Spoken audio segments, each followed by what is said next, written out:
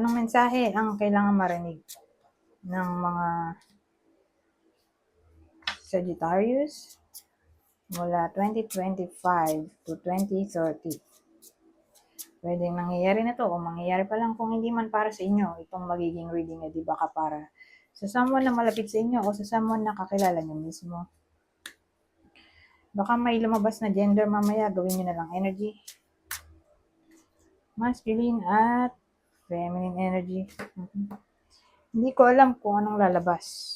Kung positive ba o negative ang magiging reading. Depende sa kung anong mapipick up kong energy mamaya. Anyways, kung hindi man mag-resonate sa inyo to, edi i-adjust nyo na lang ang video, hanapin nyo to. Kung hindi po, edi ito nang hanapin nyo. Okay?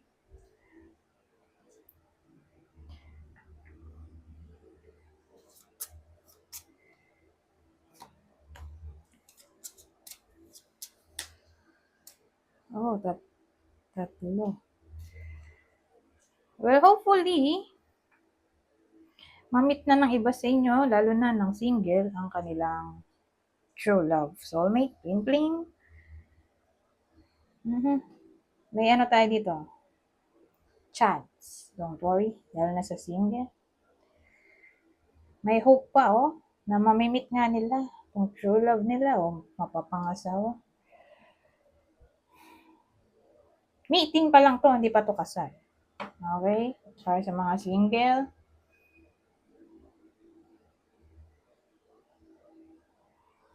Ngayon, kung kasal na talaga, di asahan natin na madalas gagala yung mga couple.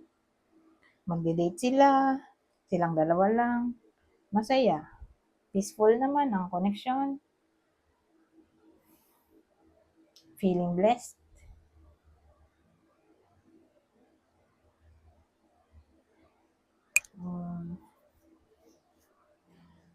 Anyways, wag na tayo dito sa susunod.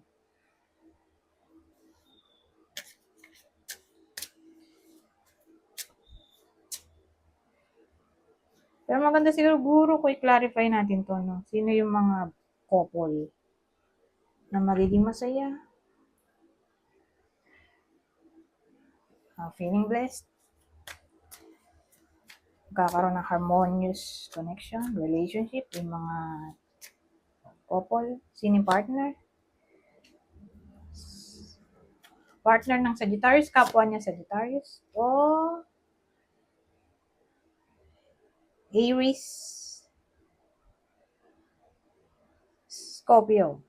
Okay? Yan yung 3 zodiac signs na pwedeng tamaan ng reading na to at yung partner ng Sagittarius.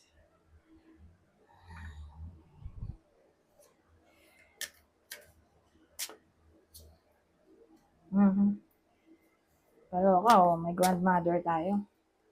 Ay, di ay. Ay, ito. So, ang dating,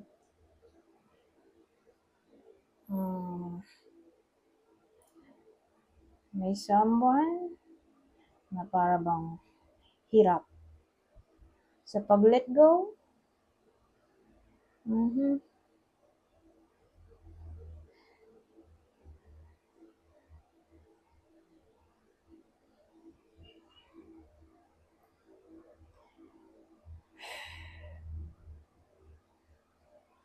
May ay kasi tayo, parang witness to.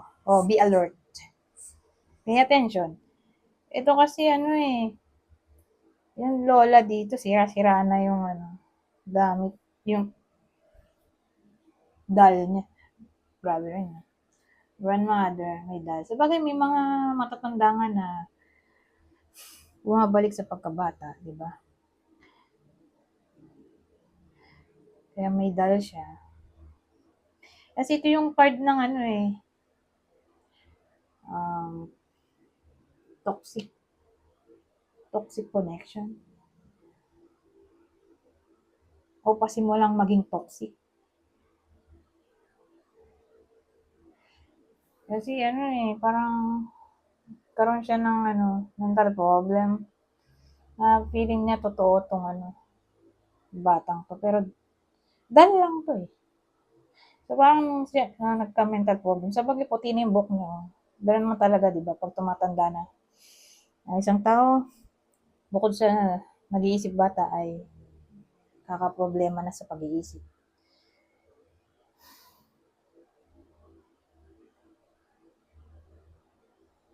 So, ganyan. Saan natin na magiging toxic. Ano ba yan? Kanina, ang ganda nung reading natin. Kaya lang pagdating dito, na iba. Sa bagay, kanina naman ay kinilir ko kung sino yung tatamaan ng reading, di ba? So, i-clear ko ulit kung sino din yung tatamaan dito sa spread na to. Na yun nga,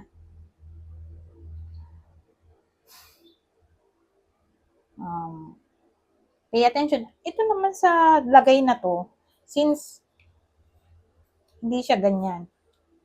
Ito kasi about to happen na talaga o nangyayari na talaga. So for some reason kung nangyayari na, hindi siya makalet go. Ganun pa rin, nasa toxic connection pa rin yung iba sa inyo, magiging somewhat martyr. Sa 2025 to 2030. Pero since iba naman yung position,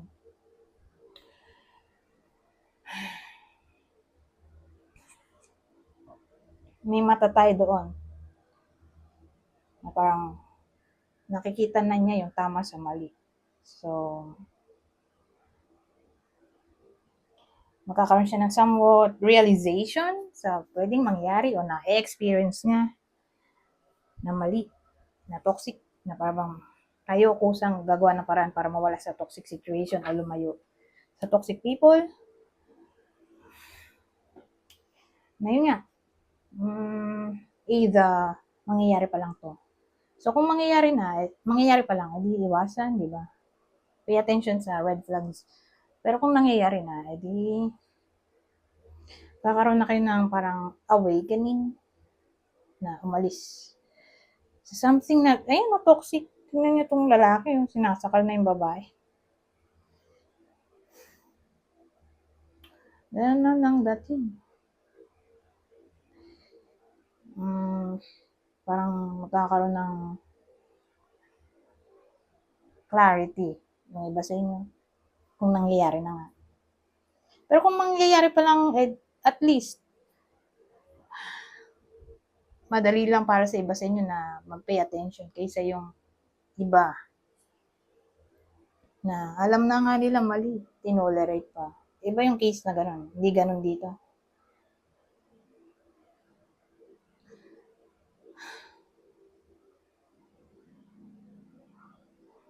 So,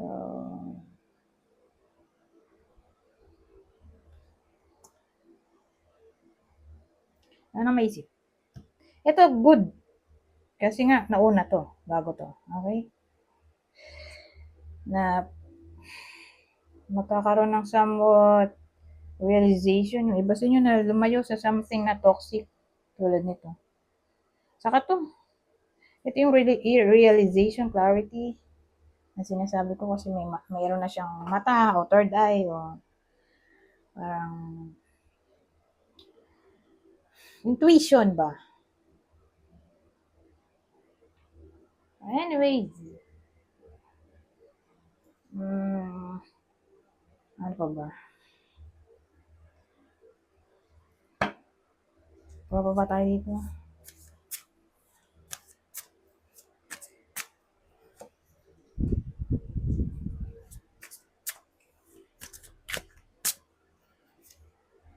Oh, tatlo pala to. Kala ko dalawa lang. Pero, naging tatlo ang spread. Ano kaya to? Nine of Kings. Two of Kings. So, sa case na to, babae naman ang tatamaan ng reading na to. Dahil may babae tayo dito. Babaeng Sagittarius. Okay? Nasasabi ko yata Scorpio, God. Huwag naman sana.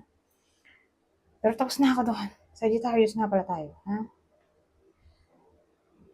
Kung nasabi ko man ay maling sign, pasensyahan nyo na. Sa dami ng ginagawa kong reading, nalilimutan ko na rin. kung anong sign ang ginagawa ko. Pero ito ay Sagittarius. Clear ko lang. So, yung babaeng Sagittarius, ang kinukwento ko dito. O person nyo.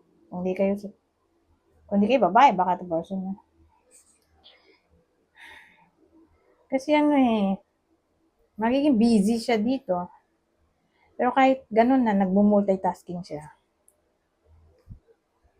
Magiging somewhat strong. Yung iba sa inyo, na, yun nga,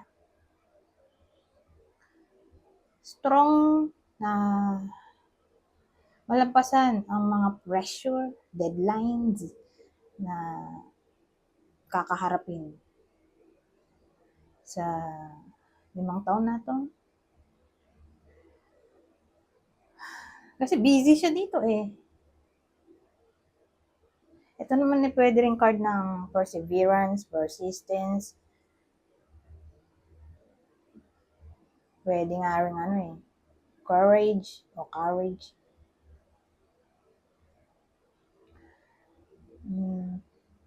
Or resilient. Magiging resilient yung babaeng to.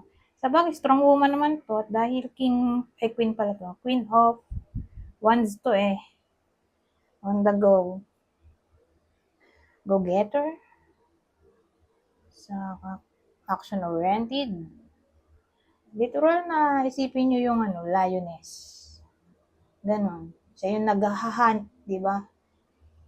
Yung lion yung nagpo-protect dun sa teritoryo.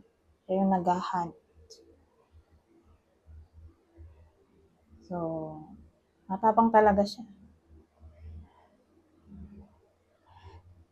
Anyways, kuha tayo ng extra message sa 5 taon na to.